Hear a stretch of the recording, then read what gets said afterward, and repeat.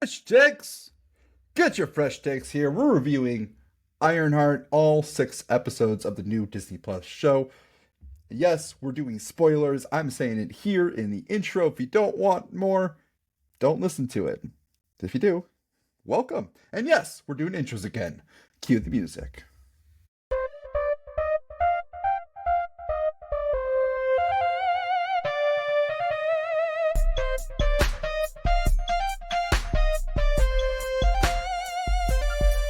Welcome to Don't Devolve Me. Hello, and welcome to Don't Evolve Me, the place like Ash Ketchum Pikachu. We don't evolve. We just level up. Here to review, do fresh takes on Ironheart, the new Disney Plus TV show, as well as going to go through some details afterwards about the show if you are the audio listener listening to the podcast. If you're on YouTube, hello. We're here to review Ironheart and kind of give you my thoughts on it. And first thoughts, it's good. It's better than I thought it was going to be. In fact, it was a lot better than I thought it was going to be. Because here's the expectations of the show kind of going into it. We knew this show was going to be coming out ever since Black Panther 2, and I didn't even think before that. We knew we were getting Riri Williams. We knew that we were getting Ironheart. And the expectations of the show going into it was that it kept getting delayed, right? It was supposed to be kind of a phase, I think maybe early phase 5. We ended up getting the last project in phase 5 getting pushed back, and now kind of out of nowhere, I know maybe like a year ago they were like, oh, we'll do it in 2025 right before Fantastic Four, and there has been nothing. There has been very little promotion for it.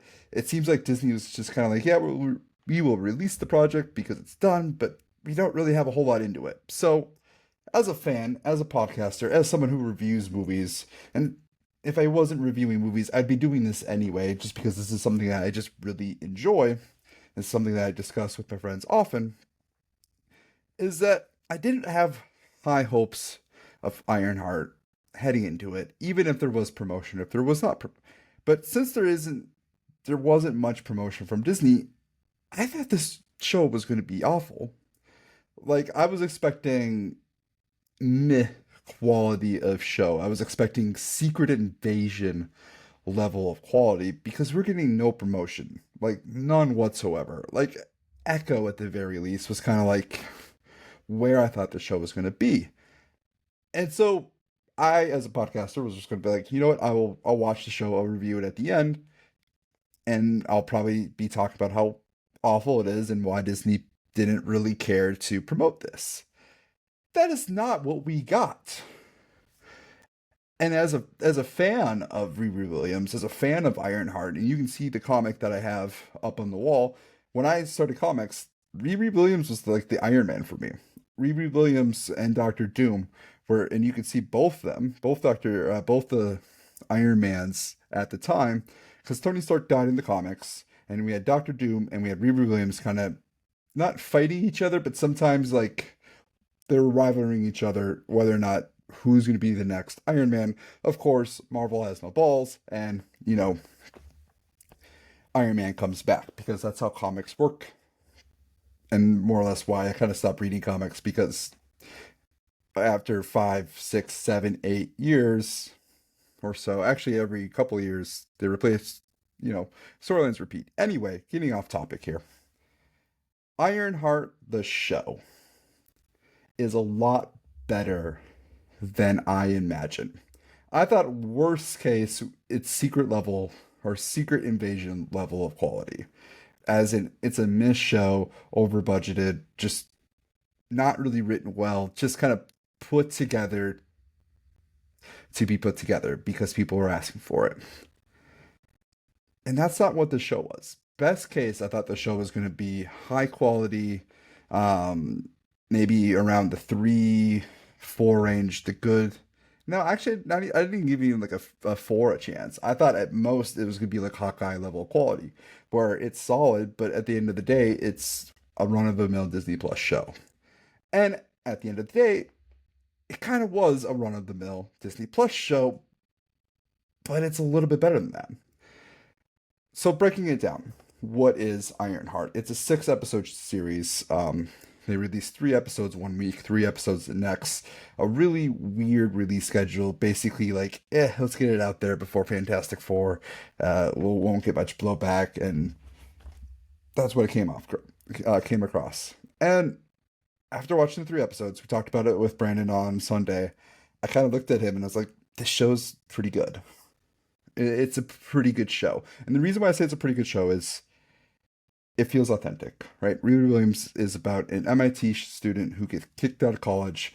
She was in Black Panther 2, and she was kind of the catalyst for the movie. Like her invention was the reason why Wakanda and I am blanking on the villain, the water village, like her invention to find vibranium, one either in the ocean or in Wakanda, was like the reason why these two nations were fighting. So she was caught up in all of it. And this story takes place afterwards. She gets kicked out of college. Again, spoiler warnings.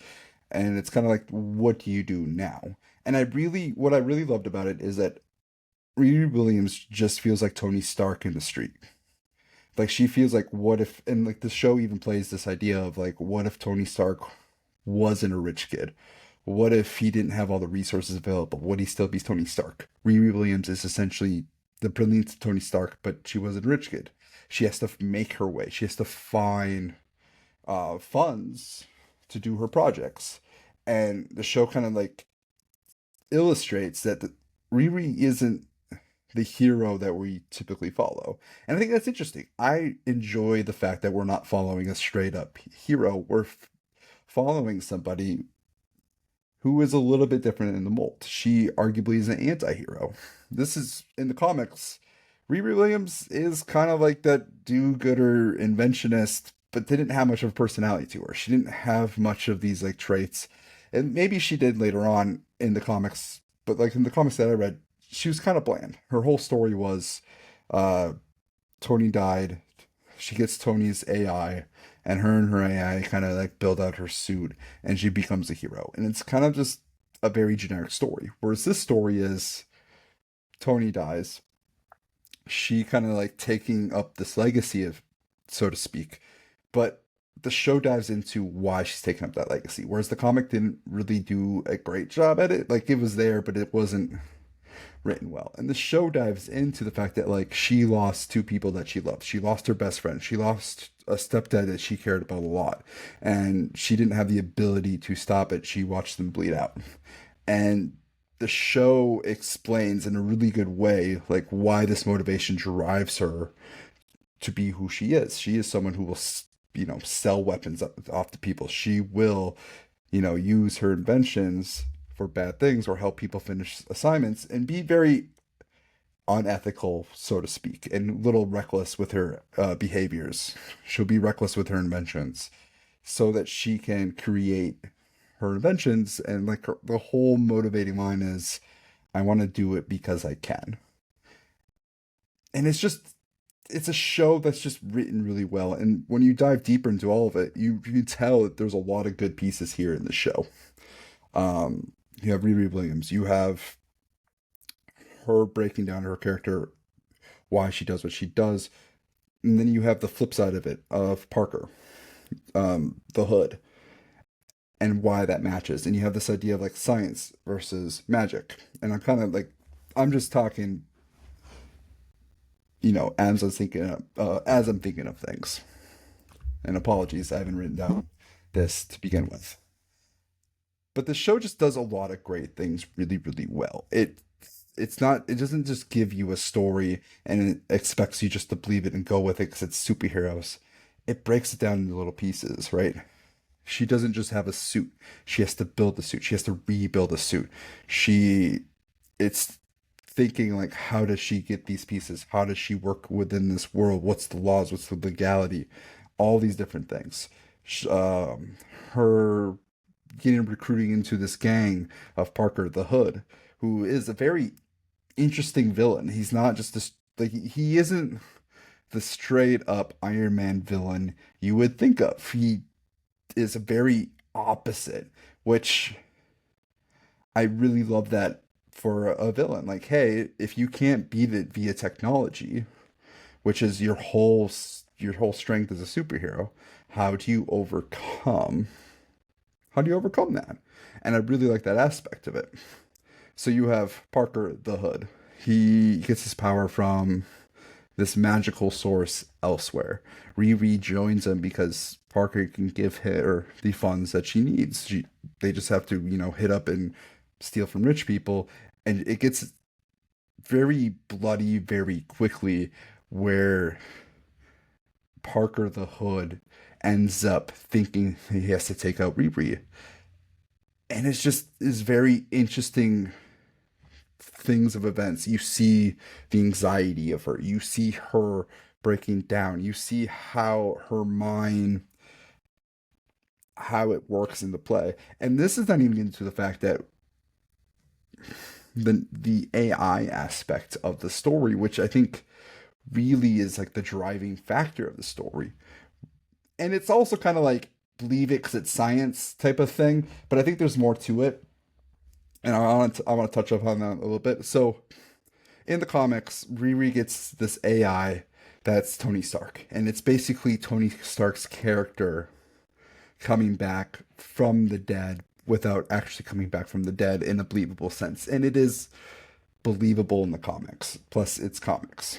They had a whole, I think, War of the Realms, a Thor comic book crossovers. Another reason why I don't read comics as often as much because you have to get really involved to do so. Like this AI Tony Stark was essentially just Tony Stark in the story. That being said, in the show they replaced it with her best friend Natalie. And I thought this was a really interesting change. And I thought this was a really smart change. The origins, hey, this happened because she was trying to get her own brain into an AI and she dreams about her best friend, and then now her best friend's personality mannerisms turn into an AI. It's kind of like because science. I have a theory that it was Mephisto all along, and I just said his name when I wasn't going to say his name quite yet. I apologize. I did say spoilers. Anyway, Natalie becomes a part of it, right? And this is where it gets interesting because the whole idea of like, especially for our age, where AI is becoming so prevalent so quickly, so fast.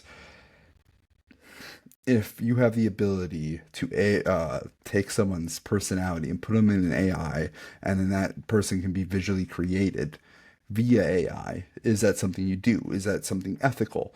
And the fact that it just happens accidentally, honestly, it's just an interesting finesse. Like watching Riri and her friend Natalie, the AI version, them interacting really made this show special. Like that was kind of the connection that like got me going because it was just handled very, very well. I will say this show does have its flaws. The pros of the show is it's smartly directed. It's like the ingredients are there, the ideas are there. It is some really cool writing ideas, some really cool things that we get into. Magic versus science is a cool aspect. Getting to know some more wizards outside of Doctor Strange, but like just hey, they're here in the real world. Let's go meet up with one of them that can help us. Is weird, but I like that aspect of it. It feels like we're in the MCU. Another pro, it feels fresh. The show feels fresh. The cons of the show, though, is that the writing oftentimes misses. What I mean by that is all the ingredients are there. The show has everything it needs. For whatever reason, it just doesn't cook long enough. Like, for example, I remember there's this like Riri admits like, hey, I did this because of my past. But like nothing else before it led up to this moment. And I'm like, this would have been such a huge moment. It would have hit so much better if it was just set up properly. And I just felt that way across the show. Whereas like, the idea's there. I see the idea. The idea is amazing. It just doesn't execute. And that's ended up what this show was. It was just really, you could tell there were some really creative people, but the writing just didn't always hit. And a lot of time, like oftentimes in the middle of the series, I would get bored. But I will say this: the series got me. Like as an ADHD person who gets bored often, the show knows how to get me in. The direction, the directing, the screen cuts, honestly, all of it's really good. This show should have been promoted. This show is worthy of being promoted. And honestly, where it ranks for me, and this is where I'm getting to the ranking side of it, is rating wise, I think I was leaning 3 minus, but I'm leaning 3. That's where I'm leaning at. I think it's a really good show. I think it's not as good as Moon Knight, maybe like a step below Moon Knight, but it's better. It's it's better than I'm blinking on the show. It's better than Hawkeye. We'll say that. It's better than Captain Falcon and Winter Soldier. It's not better than Agatha. Not better than WandaVision. Not better than Loki. It's better than Miss Marvel. Some people really liked Miss Marvel. I thought this show did a better job of what Miss Marvel should have done, which is like tell the story of the town, tell the story of the people within the town, and then show your culture that way. I thought Riri Williams, Ironheart did a really good job just showing the culture. It felt really authentic. I love seeing Chicago. As someone who lived in Illinois, who's someone who's been to Chicago many, many times, like I enjoyed seeing it. So overall, Ironheart, you should have been promoted more. You were a really good show. I give you a 3. I think you're just a solid good show. I think you hit or I think you miss on a lot of things, but I think we really had the pieces to be good. This is going to lead me into 2 thoughts. My first thought is I'm trying to debate which I want to do, the 6-episode series or Mephisto. Let's talk 6-episode series and then we'll talk Mephisto. Okay. All right. 6 episodes.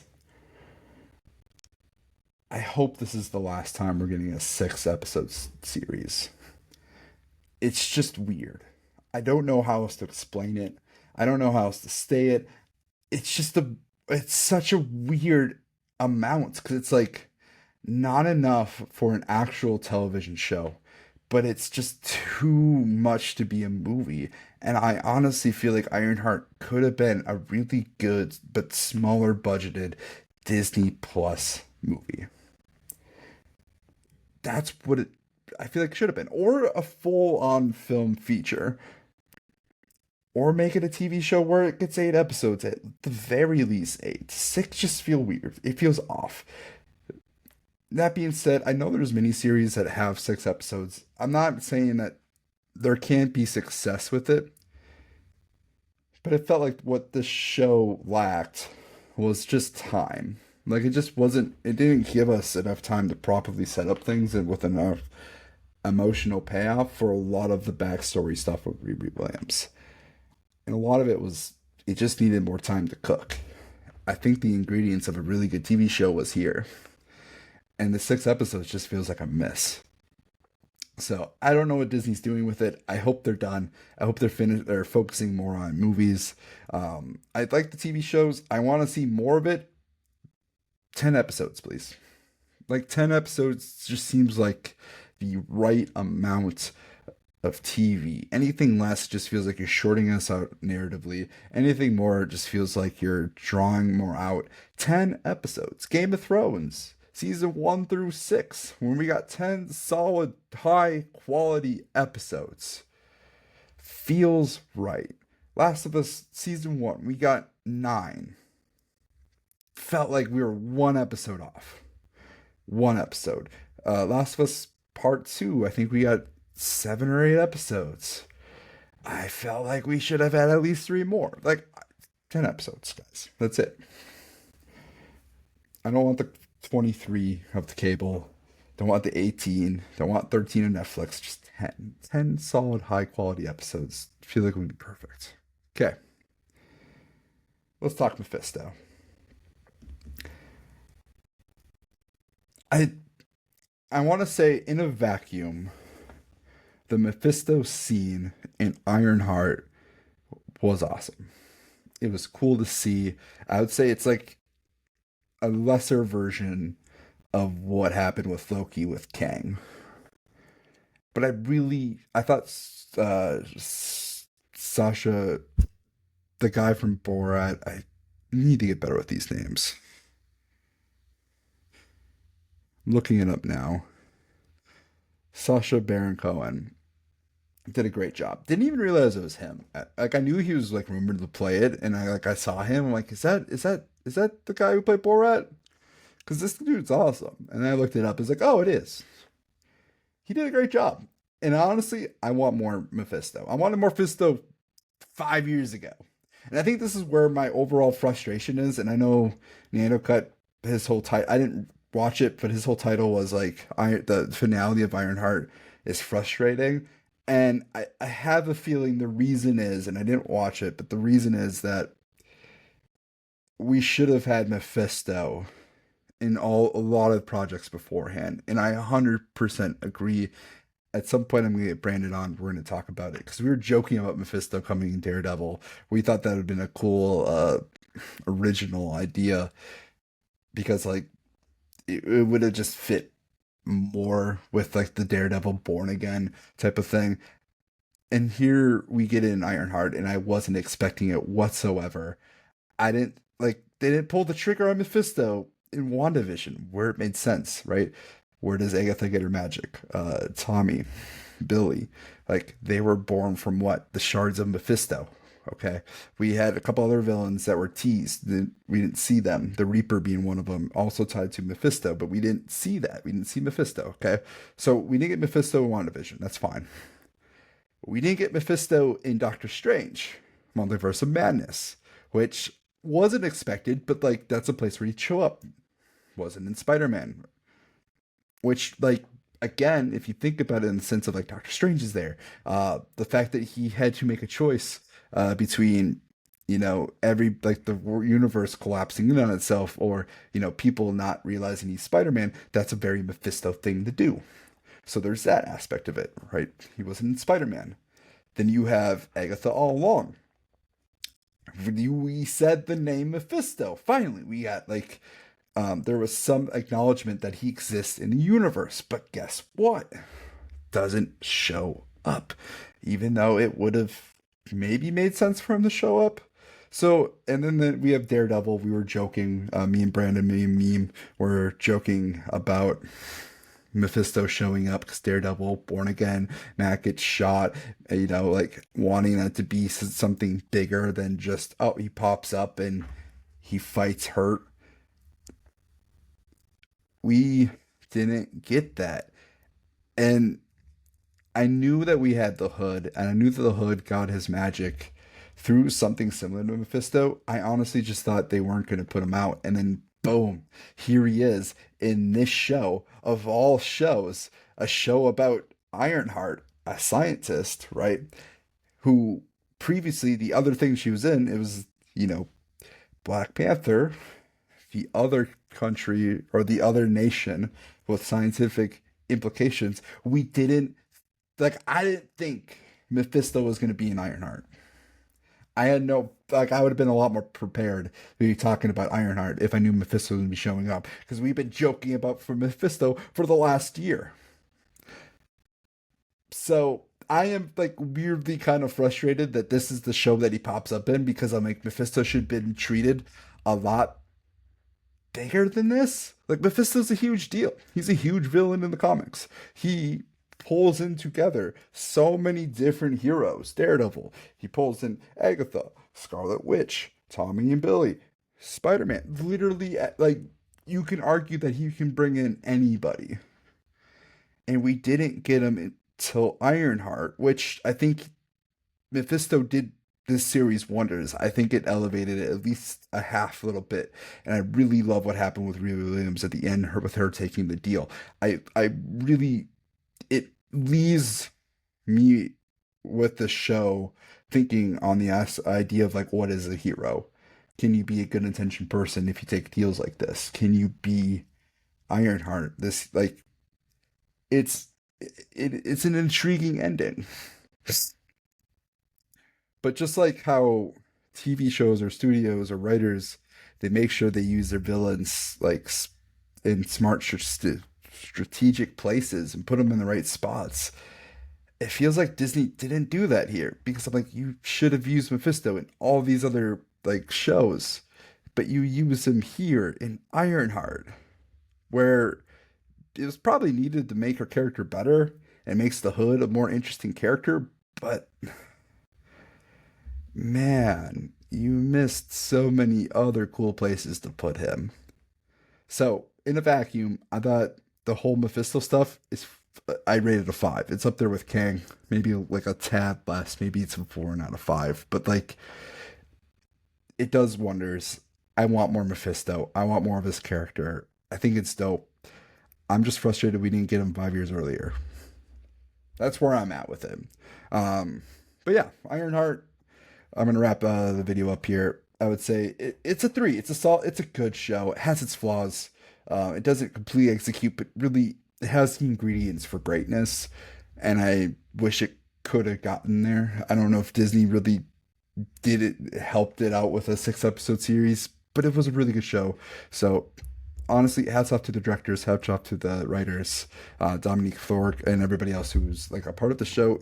It was really good. Thank you for giving me a surprise, a good superhero show surprise this summer, because we don't get a lot of those. We get a lot of things that disappoint us, especially things that like we expect to be good. Ant-Man 3 being one of them. So getting a show that we didn't expect to be good, to be solid, good, like 3, can't get any worse or better. I guess like it's just 3, solid, good. I'm okay with that, which is weird to say. So, all right, that is the YouTube video.